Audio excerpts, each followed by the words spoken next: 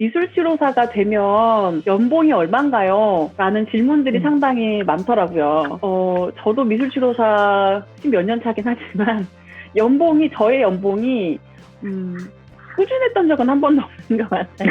맞아요.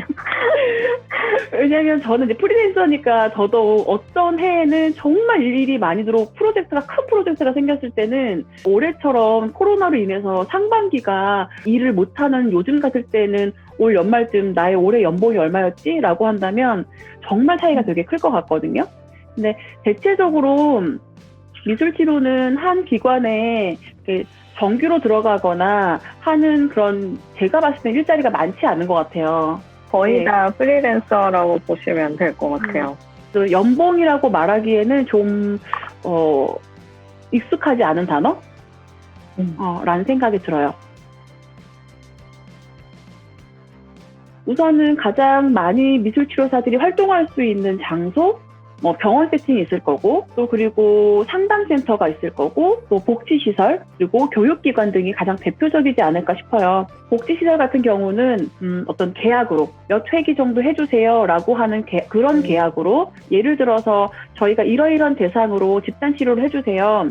회기당 15만 원이고요. 총 12회기입니다 라고 했을 때는 12회기가 다 끝난 마지막 종결 이후에 12회기만큼의 미술치료 비용을 지불하는 경우들이 있어요. 교육기관도 마찬가지고요. 저는 프리랜서로 활동을 하면서 저 개인에게 의뢰가 들어오기 때문에 제가 그대로 받는 경우들이 많겠지만 기관에 소속된 치료사들 같은 경우에는 이 기관에서 가지고 있는 비율이 있을 거예요. 거의 뭐 7대3 아니면 6대4 이 정도. 네. 기관에서 치료비를 내담자로부터 받았을 때 기관에서 비율을 그만큼 가져가고 나머지 그 비율이 텍스를 뗀 돈으로 치료사에게 입금이 됩니다. 치료사가 일주일 동안에 5일을 나가던 3일을 나가던 이걸 이제 기관과 조율을 할 수 있는 거고, 몇 명의 내담자를 꾸준하게 그 달 동안에 그 주 동안에 만날 것인지, 한 내담자를 만나서 치료사가 받는 비용을 5만 원이라고 했을 때, 그러니까 오늘 3명을 만났고 그렇게 3일을 나가요. 그러면 9명을 만나겠죠. 그러면 거기에서 5만 원 곱하기 9명, 그리고 그게 4주가 되면 한 달에 월급이 되는 이런 형식이 가장 흔한 개념일 것 같고, 이렇게 프리랜서만 활동하지 않는 치료사들도 분명히 있어요. 공공기관의 대기업에서도 요즘은 상담사들이 상주하고 있는 경우들이 있기 때문에 호봉제로 받고 있다라고 하는 경우도 있는데 그 자리가 그렇게 많지 않은 것 같아요. 미국 같은 경우에는 진짜 이거를 연봉이라고 말을 할 수 있을 것 같아요. 그러니까 제가 생각하는 연봉은 한 달에 받는 돈이 일정하고 그에 따르는 베네핏이 있을 때 그게 연봉이라고 생각이 들거든요. 그래서 미국에서는 세팅은 아무래도 이제 병원이나 학교에 이제 파견되는 에이전시 개념들이 있고요. 그러니까 이 에이전시는 뭐냐면 치료사들이 이제 소속되어 있어요. 에이전시는 학교에 계약을 하게 되면 이제 그 학교를 전담으로 상주를 해요. 그래서 학교에서 이제 뭐 선생님들이나 아니면은 뭐 부모님들이나 아니면 교장 선생님들이 추천을 한다. 이런 아이들을 이제 상담을 이제 하게 되거든요. 그래서 보통은 학기 내 상담을 하게 돼서 어쨌든 이게 제한적으로 상담 회기가 정해져 있고, 그리고 이제 에이전시들에서 뭐 이런 교육 같은 것들, 뭐 사회성 교육 아니면 뭐 감정 조절 교육, 부모님 교육, 선생님 교육 프로그램을 짜서 치료사들을 이제 파견을 하는 거죠. 에이전시 중에서는 뭐 학교에서 일하는 부분이 있는가 하면 복지시설, YMCA 같은 단체에도 지역 커뮤니티를 위한 미혼모 엄마들을 위한 저소득층 아이들을 위한 저소득층 가족들을 위한, 그래서 이런 에이전시에서는 아무래도 가족치료사 타이틀이나 아니면은 사회복지사 그런 타이틀이 꼭 필요해요. 병원 세팅으로 가자면 미술치료를 원하는 병원들이 있어요. 미술치료사라는 타이틀을 가지고 일을 하는데 거기서도 사실은 연봉을 받고 경력에 따라서 이게 금액이 차이가 있거든요. 경력이 쌓이면 인정을 받기 때문에 자연히 연봉이 높아지는, 경력이 높아지면 이제 상담비도 올릴 수 있는.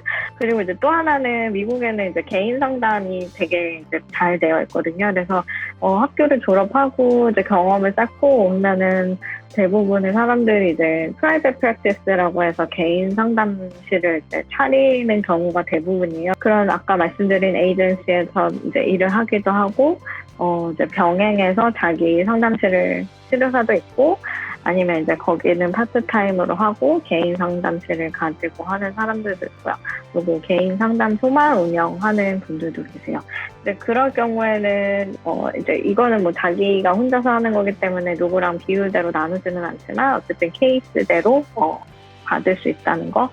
미국에는 좀 보험이 되거든요. 보험 적용이 돼서 예를 들면 어떤 회사를 다니고 있는 사람이 심리 상담을 받고 싶다 하면은 이제 그 회사에 든 보험으로 다 커버가 되는 경우가 많이 있어요. 그래서 보험을 청구를 하는 게 또 이제 하나가 더 다르다면 다른 부분이겠죠. 그래서 그런 부분들도 활성화돼 있어서 어쨌든 많이 이용을 하는 편이라고 생각이 들어요.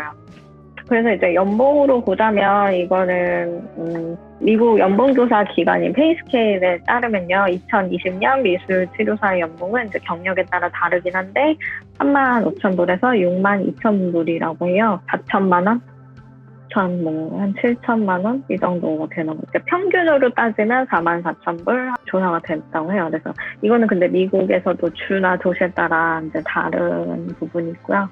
기관에서 요구하는 치료사의 어떤 자격증이 상당히 높더라고요.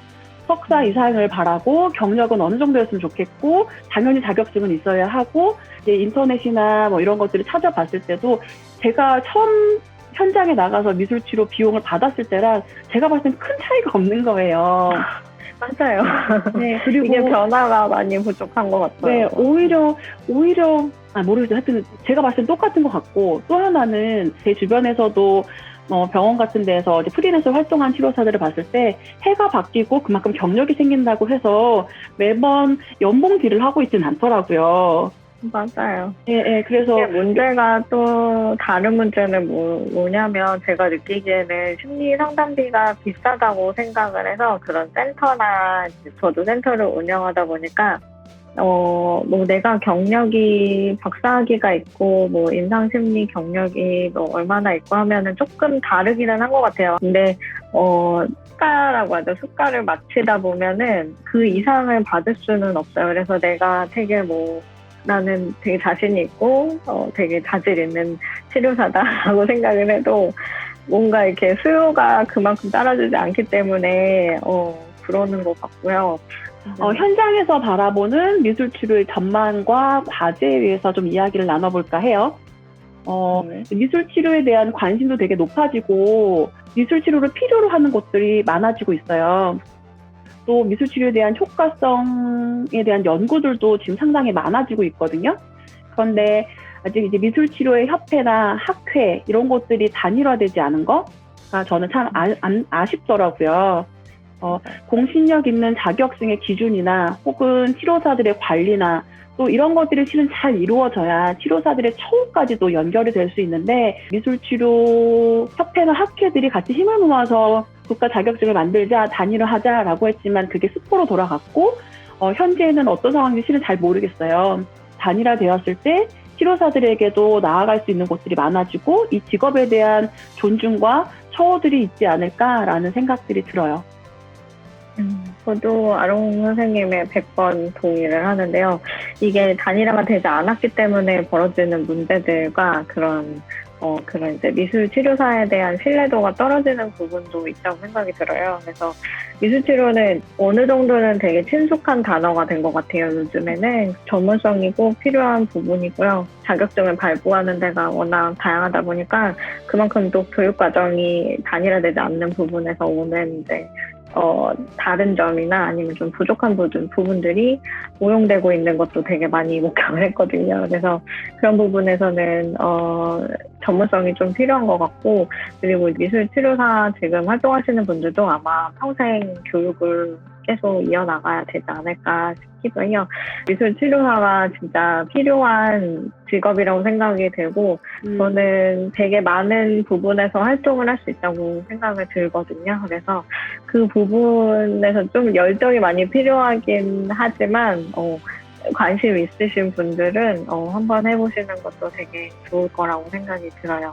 예비 미술치료사들에게 하고 싶은 말을 하고 오늘의 이 내용을 마치도록 할게요. 제가 먼저 할까요?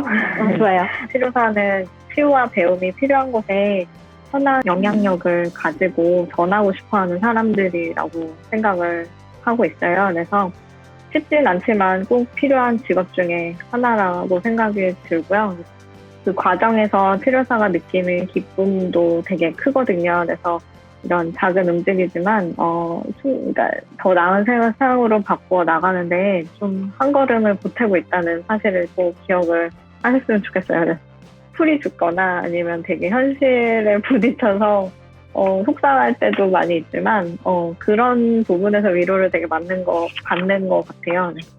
그래도 내가 하는 일이 누군가한테는 도움이 되고 있고, 세상을 조금씩은 바꾸고 있지 않나라는 그런 생각하면은 이런 난관들을 이겨내는 데 많은 도움이 되지 않을까 생각이 들고 있습니다. 아론 선생님은 어떠세요? 네, 저도 정말 그 말에 공감을 많이 해요. 제가 미술치료사로 활동을 하면서 내가 나만 행복하고 나만 성장하는 게 아니고 이 내담자와 만났을 때 그 사람 인생에서 상당히 중요한 시점에 우리가 만나게 되는 거잖아요. 그 사람의 인생의 길과 내 인생의 길이 연결이 되기도 하고 또 나와 만나는 그 시간이 인생에서 어떤 전환점이 되기도 하고 그리고 정말 누군가가 필요한 그 시간에 저와 만나서 위로와 어떤 동기가 얻어지기도 하는 아주 중대한 만남을 하고 있는 게 미술치료사와 내담자의 관계인 것 같아요. 그래서 치료사는 내적으로든 외적으로든 강하고 건강해질 수 있는 꾸준하게 성장하는 사람이 미술치료사가 돼야 하지 않을까라는 생각이 들어요. 그리고 나는 이런 사람을 만났으면 좋겠어. 위로가 필요할 때 누군가와 소통을 하는 계기가 됐을 때 이런 사람을 만나면 든든하겠어 라고 생각을 한다면 바로 그게 내가 어떤 미술치료사가 돼야 할까라고 하는 답이 아닐까 싶어요. 이 정도 배워야 해, 이 정도는 돼야 해 라고 하는 기준은 실은 없더라고요. 네, 내 인간관이 결국엔 내 치료관이 되는 게 물론 거기에 이론적인 가치들과 또 경험들이 함께 더 추가가 되긴 하지만 가장 바탕에는 내가 인간을 얼마나 존중하고 있는지 그리고 어떤 인간관을 가지고 있는지라고 하는 게 치료의 베이스가 되기 때문에 우선은 나라고 한 사람이 먼저 성장하는 그 길목에 들어서야 치료사가 될 수 있지 않을까라고 생각을 합니다. 여러분들도 그런 준비를 해주셨으면 좋겠어요. 우리 실은 오늘 처음 영상 찍은 게 아니잖아요. 그렇죠. 지난주에 1시간이 넘도록 영상을 찍었는데 그 영상이 저장이 되지 않아서 다시 시간을 내서 찍었거든요.